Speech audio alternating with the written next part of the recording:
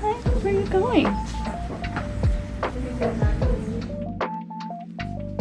The McClellan Ranch Preserve held its Environmental Education Center open house on May 17th from 11 a.m. to 3 p.m.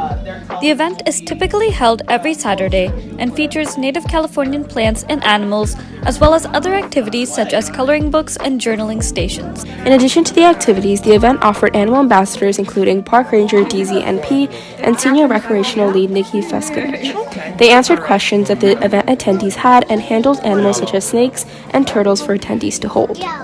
Feskovich first began organizing the event early last year when she was appointed to Recreational Lead. To Feskovich, the event is integral to the local community, offering a unique experience for adults and kids alike to learn about the local environment.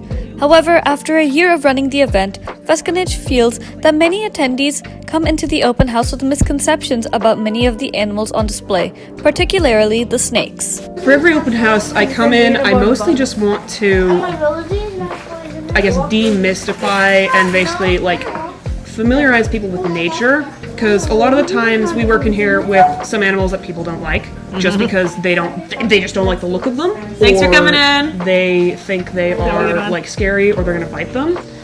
A lot of the time it's mostly just a lack of knowledge. They mostly know intellectually that, hey, this could be dangerous. They're afraid of it. A lot of the adults that come in here, they actually don't handle the snakes. It's usually the kids, because the kids have an instinctive fear, which is a lot easier to get over than an intellectual fear because of the stories. Yeah. So yeah, it's to kind of break down that fear and Familiarize folks. If it's basically an irrational fear, to acknowledge it, to basically, help them at least, recognize that, hey, it's irrational, I know this, and that's okay. NP agrees, but she also recognizes that with more attendance from the community, there's an improvement in their perception of the animals. After a year and a half of managing the event, NP realizes that for her, the EEC means being able to maintain consistent connection with the regular attendees she's gotten to know over time. I feel like I've connected a lot with people in a way that I did not expect to. There are folks that come in every weekend that I always, every week I look forward to seeing them. And they have their favorite animals around the EEC. They have different questions for me every week, even though we haven't gotten any new animals in here for a while. They're still just as excited every week to see all of them in here, and we have the different activities and things that we that we lay out, and they're excited to come and tell me about some cool animal or something that they saw, or some bug that they learned about, and hearing them remember the things that we talked about the week before it's always it's so great. It's so rewarding. Although both ambassadors, Feskovich and MP, took over running the event a significant period of time after the COVID-19 lockdown, they realized that there has been a decrease in the number of attendees at the open house. Nevertheless, after reopening the open house to build community engagement, NP notices that there has been an increase in new attendees visiting the center. Yeah, it's amazing how many people we get who have lived in Cupertino, who live 5 minutes away from here, that say I've lived here my whole life and I had no idea that this park was here or that the EEC was here, and then we start seeing them more and more regularly. It's better late than never. You found us. Yeah. And yeah, it's great seeing that there is more community engagement, especially from folks that didn't even know about us. Cupertino resident Prerana Gupta, who brought both of her kids to the open house for the first time, was surprised with how informative the center was. She explains that the EEC is important since it provides exposure to a world that many people, especially kids like her own, don't have immediate access to.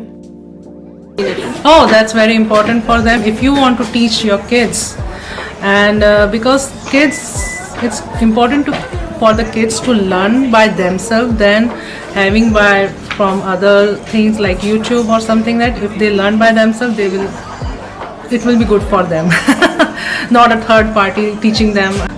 It's for them, it's fun for them. They can see reptiles, they can touch them, and they can learn about them, and that's a very good thing for them since they are growing up.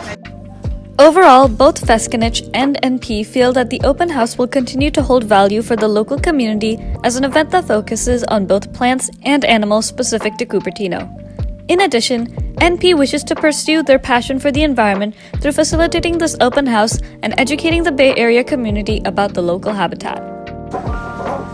For me, it's sharing knowledge and trying to make it interesting and exciting for folks coming in, no matter their age. I have also always been a really outdoorsy nature nerd. I've been working with kids and adults, and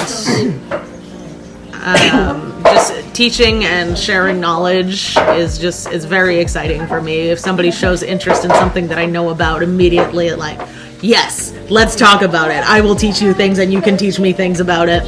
Info dumping. Exactly. Mutual info dumping. But I try to convey that this is something exciting and interesting, and I hope to kind of spread that excitement onto other people.